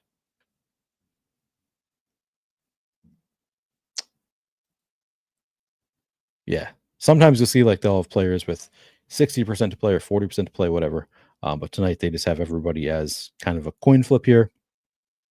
Josh Hart also has a coin flip. I think Josh Hart, I would assume, is going to look awesome if Cat is ruled out because the rebounding potential just goes up for Josh Hart in that scenario. They've got both Jordan Clarkson and John Collins. So this is a slate where I think we can take advantage of late swap to some extent just because we have so many strong, like Luka and LeBron, both questionable. I guess that's not on the slate, so never mind. That's not on the, or Norm Powell, not on the main DraftKings slate, unfortunately. But I'll be paying close attention to Desmond Bane and Cat in particular. Dante DiVincenzo, I think that's kind of impactful for the Wolves with Ant already out. We could have some value. That's also not on the DraftKings main slate. So a lot of these players, I guess, already not. We don't have to worry about them, but got to pay attention to that Knicks situation. I'm going to refresh. I don't remember if we've had any like big news since the last time I refreshed here, but I just want to double check, make sure I'm not missing any of the best plays here. And I'm gonna run a lineup set, see what I come up with for my lineups. Let's see, I got to move my sidebar down. Right, I already did centers. So I'll move on to looking at lineups here, but just real quick, I'm going to see if anybody has jumped up in terms of fantasy point per dollar. Anybody toward the top that we didn't already talk about. I'll do all positions at once. So it's still Tyus Jones as the top overall point per dollar play on the slate at 3,800. Just looks awesome in 31 minutes. As you saw, James didn't like him quite as much, even in 31 minutes, only had him at about 25 fantasy points, but still at 3,800, that's going to be towards the top here. Jalen Smith looks like a strong play, a lot of volatility there, but only projected for 21 minutes, still looks pretty good as the backup center, and there's some chance that he starts. Jordan Hawkins, again, I think is playable. I don't know that I'll get to 31.5%. Looks like no big changes in terms of Okongwu we didn't talk about. We have Capella in though, so I don't know what the minutes upside is there. See, Okongwu 29 minutes. So I assume Capella's in there for 18 minutes. Okay. 4,500. That's another rule that I often set, but I don't know that I'll get to any Capella tonight, so probably don't need to.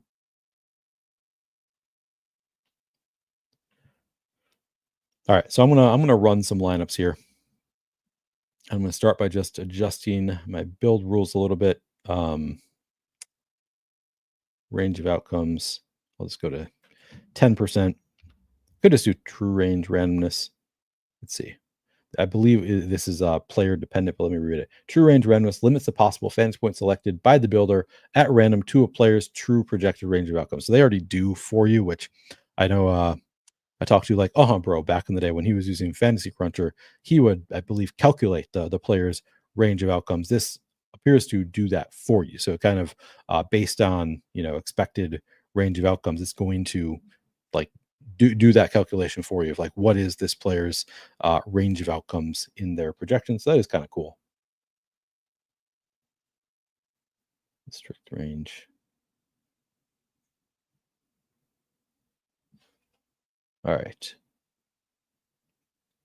I'm going to read this to make sure I'm true range randomness limits the possible fantasy points selected by the builder at random to a player's true projected range of outcomes. At 100% randomness, the minimum fantasy points will be the player's first percentile outcome. At 100% randomness, the maximum fantasy points is the 99th percentile outcome. Okay. Lower in the randomness will constrict the range from the center point with a 10% randomness setting, allowing only a 10% range from 45 to 55 as an example. If the median is 50 there, can only be used with fantasy points and when floor ceiling values are present. Should I just do that? Maybe that's a better thing to do than me setting just a blanket for every player. I'm going to set on a slate this size, I'll set the number of unique players to 3. Set my minimum salary here to 49,400. Could set it higher. I don't know. Let's see.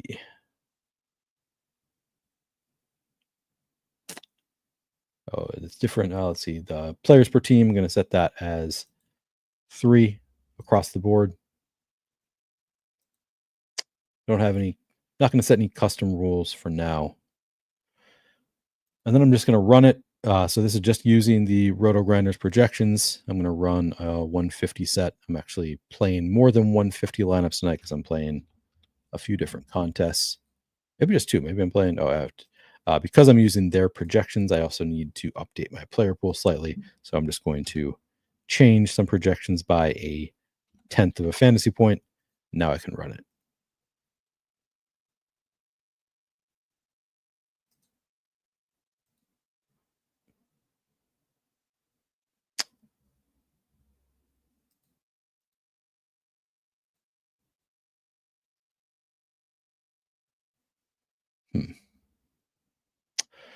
I cannot see chat currently. So I don't know what happened there. I don't know if that happened when James left. Maybe it's because I'm streaming to his channel also and he's not here. I don't know. I don't know what something happened to my my setup here. I'm going to try and open that in YouTube. Unless I can figure it out. Weird. I've never had this happen before where I suddenly can't see YouTube chat. So I'm only going to be able to see on my channel YouTube chat, but I will pull that up here. Give me a second.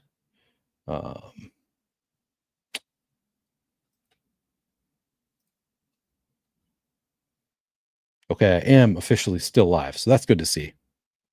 Okay, good. Just have to remember to check in on that. Okay. Oh, here we go. I got it fixed. Okay. All right. So just running 150 using true range random, I got to 97% Tyus Jones, 87% Trey Murphy, 59% Jordan Hawkins, 53% Shaden Sharp, 52% Jalen Smith, 51% Devin Booker. So pretty condensed ownership here, which I don't. I like to spread out a little bit more. I think sometimes I'll make adjustments here now to get to more or less of different players. Now, my approach is I like to do this position by position typically. So that's how I'm going to do it here. Sometimes on a smaller slate, I'll do it just team by team, but just have to find some way to make it easier to look at what I need to change here. I'm going to sort by salary. So I can see here, I talked about, I like SGA quite a bit. I'm only getting to 5% currently. So I need to adjust SGA's fantasy points. I wonder if I change this, will it change the fantasy points? Oops, it does. Good to see. Okay, so I just bumped him by 1 minute. I should get to more. Usually I should just update the fantasy points. Usually that's the way I do it instead of messing with minutes. But just want to see how that works. Okay, so I'm getting into 9% Cade Cunningham. I think I'm good with that. 0% Trey Young currently. See, I'll give this a little bit of a boost. Getting to 0% Jalen Brunson also. He's only 100 cheaper than Trae Young, so probably have to give him 46 if I want some. I think I do against Memphis. Nice matchup. Potentially Cat, potentially Josh Hart out. Some more usage available there. Getting a 51% Devin Booker. I like Devin Booker quite a bit tonight. I don't think I want 51%, but I'm not going to make any adjustment to his projection because usually I start by just projecting upwardly changing projections rather than the chaos. Try to kind of have a little bit more control. Easier to control to see what you've done if you're just changing projections in one direction. If I do it a few times and I'm still just getting to 51% Devin Booker, then at that point maybe I would dock his projection a little bit. But I like to start by just giving other players projection boosts, and that kind of in turn, since it's all projections are relative, it is essentially docking his projection. But I don't want to like double count. So it's easier for me. If I want less of a player, I just leave their projection as is. Scotty Barnes, I do think I like more than the field. So I'm going to give him a bit of a bump here to get more. Tyrese Halliburton against Miami. I don't think I want 0%. So I'll give him slight boost here. And you can see here, NBA, it's sort of easy to see where you are. Or like how much you're going to get by making changes. Because I can see he's 8,500. So if I put him at 42 as a projection, that's still going to be less than 5x. 42 and a half would be 5x value. It's essentially like half. So if I have him as a less than 5x value, I'm probably not going to get a ton, I would guess, honestly, at this size. But I want to get just a little bit there. John Morant, I'm getting to just 2%. He's projected for 9% ownership. I'll give him a slight boost.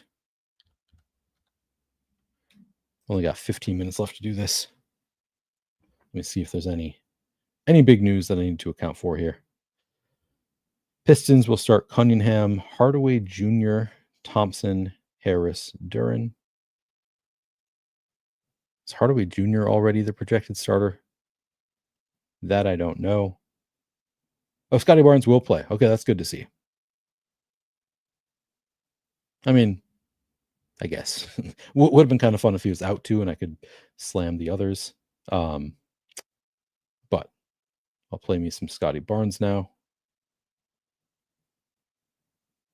All right, Nuggets will start. Oh, they're not starting Russ. That's good to know. So the Nuggets are starting Zeke Naji. They're starting Jamal Murray, Christian Brown, MPJ, Zeke Naji, and Joker. So that's kind of unexpected for me. I will have to update the projections here. I don't know if Tim Hardaway Jr. was already projected as the starter. I'm going to refresh here. So this is last updated at 6:34 Eastern. So it's been about 12 minutes to see if there's been any changes. Not yet.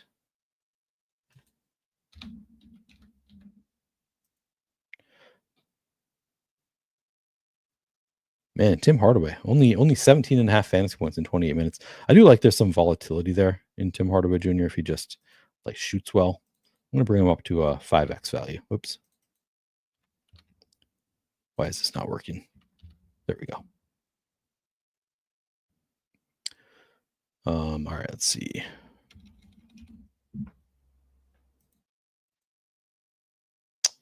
Oh, I do want to see. I'm assuming Najee is not already confirmed starter. They have 27 minutes, 17 fantasy points.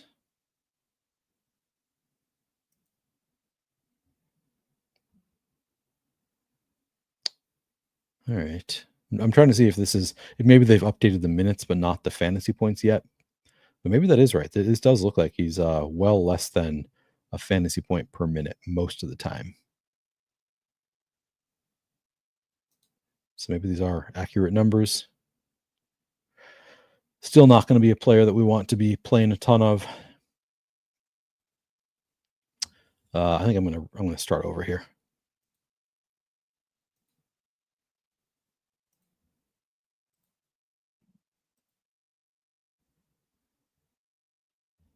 Okay.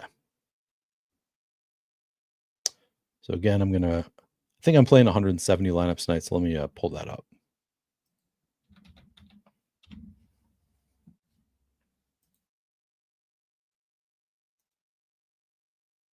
Yep.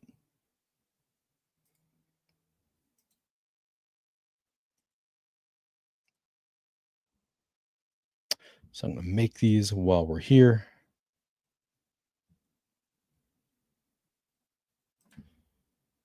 Right. And then if I win anything, I can come back and say, hey, I made these on stream. That's cool. All right.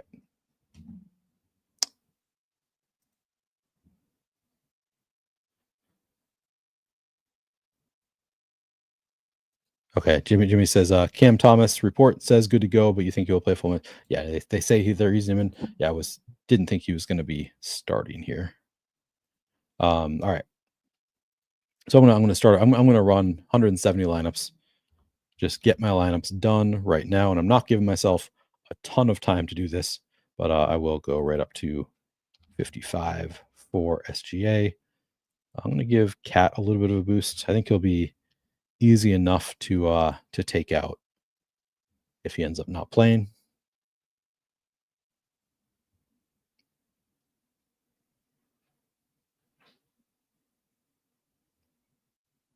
But 11 minutes, plenty of time.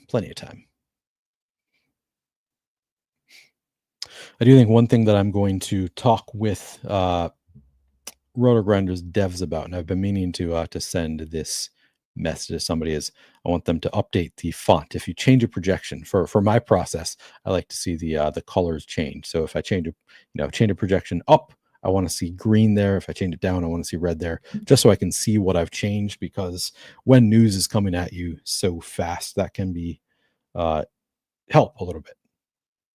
Just a signal there. Ooh. Actor Gene Hackman was likely deceased for 9 days before he and his wife were found dead. Interesting story there. They're saying it might not just be carbon monoxide, which I think was kind of the assumption.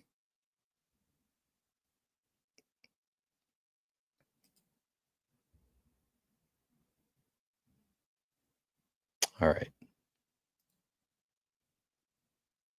I'm not giving myself a ton of time to do many runs here, but I'll do what I can. All right. So going back to our player pool. So I'm getting into a ton of Tyus Jones, Trey Murphy, Jordan Hawkins, Jalen Smith, Shaden Sharp, Devin Booker. I think due to the lack of time that I give myself, I might need to give some negative boosts here, but we'll see. All right. So I'm going to start again by going to salary. Or no, sorry, point guards by salary. So I'm getting to now 13% SGA. I'm going to give him even more of a boost here. He's going to be a stand for me tonight. Cade getting 7%, that's fine. SGA, Trey Young, I want to get to a little bit more than this, I think. Just there's always upside there. Giving him a boost to slightly better than 5x. Jalen Brunson, again, I think he's going to look really strong in the event that Cat and or Josh Hart are not really strong, but he'll project better. I do want to get to a lot of Devin Booker, going to leave his projection as is. Tyler Herro, going to leave his projection as is. Scotty Barnes, I want to take an overweight approach here. So I'm giving him a kind of a big boost there. Tyrese Halliburton, going to boost him up a little bit. Still under 5x. Ja, I always want to play some Ja. Giddy, I mean, I'm playing a lot of the Toronto side, so maybe I want to boost the Bulls just a little bit. Get some more game stacks there. K not get into any Darius Garland. I think I'm going to force myself to a little bit of quickly. Interesting. He's already a better than 5x value. I'm getting to 0%. I think I'm probably going to have to dock Tyus a little bit and get to more of these guys naturally anyway. Simon's kind of interesting just because we have some scorers out for Portland. So I think I do want to get to a bit of Anthony Simons at 3% ownership. I think if I can get above 3%, I'd like to. Dyson Daniels was looking like one of the better point per dollar plays, but now getting to not a ton there. Just going to give him a slight boost. Not a great matchup. 40% Jose Alvarado, only getting into 5% Russ still. It's kind of interesting. Is it just because I'm getting to all the Tyus Jones? Already talked about Anthony Simons, kind of the same reasoning for Scoot Henderson. I'll give him a tiny boost. Not tiny, I guess. Full point there. Pritchard looks okay. All right, I got to be quicker here. All right, so I'm just going to find where is... Huh. Really not getting to a ton of players here. I'm surprised at like how little I'm getting to of Lonzo Ball, for example.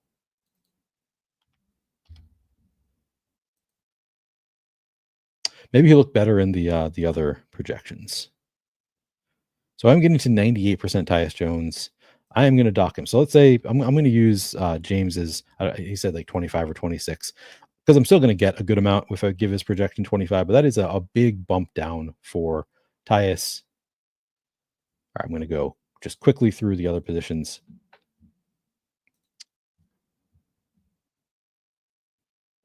Jaylen Brown. Now he's in. I'll get a little bit. Trey Murphy, you can 82.9%. I probably don't want quite that much. Because I don't have time, I am going to dock him just slightly. So yeah, I'm OCD about using even numbers for some reason. All right, we got RJ Barrett. I do think I want to be... Again, he's getting 12%.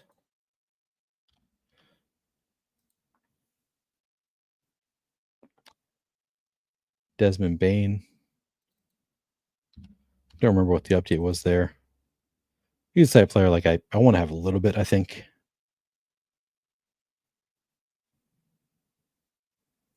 Bridges could benefit from Hart and or Cat being out.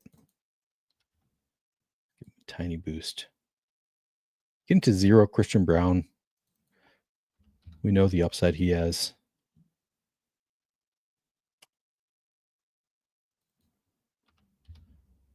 All right, got to give myself a few minutes to run and put these in. So let me be quick here. Getting a 63% Jordan Hawkins, I do think that is cut him down.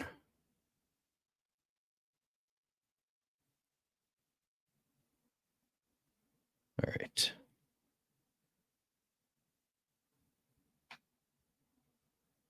Small forward. I already boosted Scotty. Josh Hart, again, he'll look great if he's in and Cat is out.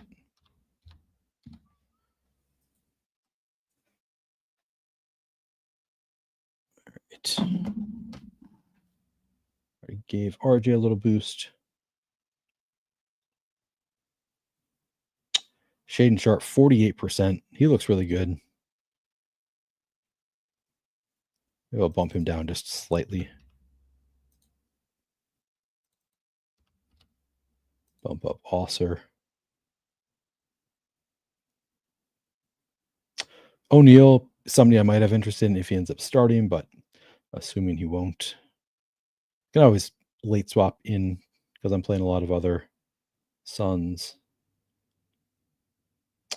All right.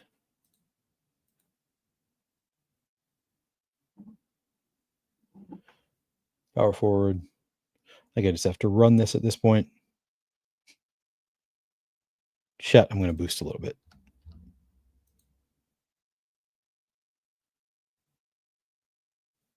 Yeah, I don't have time, so I'm just going to run it.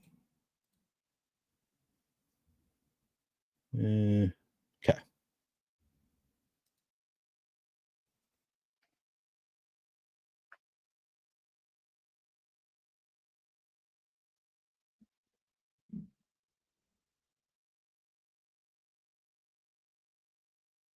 I don't think there are any other major stands I want to take at center anyway, off the top of my head. So this is fine.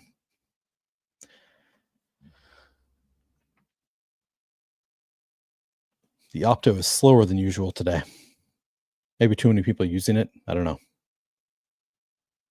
But I'm going to have to just, as soon as it's done, export, get my lineups in. Do I like Jalen Smith? Yeah, I think Jalen Smith looks pretty good. I think it'll look better if he ends up starting. I'm expecting him to come off the bench, but I think he looks like a pretty strong point per dollar play anyway, even off the bench.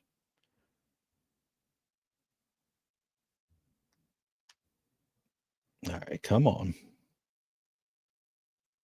Maybe it's because I'm using it's probably because I'm using the true range randomness. That's the okay. Cat available to play. Josh Hart available to play. Okay, so so a lot of the this player will look better. Doesn't apply here. They're both playing. All right, builder. Now we got less than a minute left. Now you're making me anxious. I will not even have time to shut off the stream until after I've got these lineups in, because I will have, all right, we're 160. Let's go. Let's go. I think I gotta not use the true range randomness next time. All right, exporting. I don't even know what I have here. Luckily, only one game locking at lock. So if I don't have anything from the Denver game, maybe not the end of the world on a slate this size, but I'd rather have access to all the games. Okay. All right, got my lineups in. Don't even know what I have. Damn, 84% Trey Murphy. I think that's even after giving him a bump down.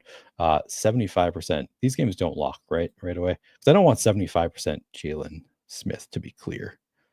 I think he's a fine play, but these are, just going back to my lineups currently, gonna have to make some more adjustments. Definitely don't want 75% Jalen Smith. I think he's a fine play. 25% even is probably more than I want, unless he's starting, in which case I'll love him. 84% Trey Murphy. I love Trey Murphy. I don't want 84%. Similar Tyus Jones, 71%. Because even if he starts, I don't think I want 71%. Like, I think there's volatility in his outputs, there's volatility in his minutes, even as a starter. So that would be a bit much. So all of these guys I'm getting to a ton of, I'm probably going to cut down there a little bit and try to get to more of some other players. But this is what I have at lock. It's whatever. That's what happens when you're doing shows. Jimmy says he likes Cade a ton. I did not get to, I think Cade is a strong play. Let's see, what did I get to?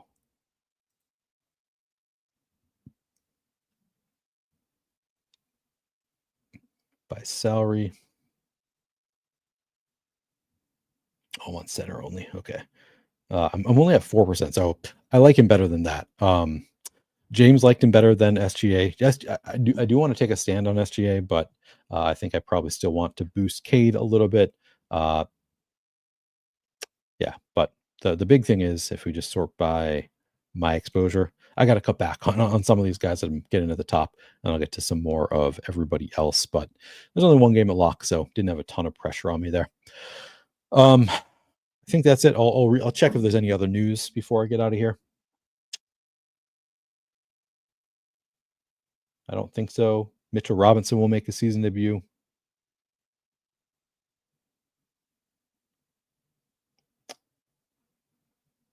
Yeah, I don't think there's any other big news coming through currently, and got to get going. We got dinner plans for the night. But appreciate all of you hanging out with me during this nearly 2-hour long stream. Of course, appreciated James being here also. I'll be doing a stream next week, at least one stream per week going forward. Hopefully more as well. I do enjoy doing them, even though I don't get a quarter of the viewers that I do for my NFL streams. Still fun talking hoops. But yeah, appreciate you guys hanging out. If you're not already subscribed to the Flannelverse, please do subscribe. Still hoping to get to 5,000 subscribers and beyond. But that's the next goal is 5,000 subscribers. So if you would, appreciate anybody subscribing. Check out Unabated if you haven't already. Link is in the description of this video. You can check out their pricing page. Actually, I'll show that real quick. So if you go to Unabated, where is it? Never mind. Maybe I don't know how to do this. I thought I did. I thought I knew how to get there. Anyway, I'm going to get out of here. I don't know how to do it. It's somewhere here. I've checked it out before. No, I'm going to go. Got to get going. Appreciate all of you. Talk to you later.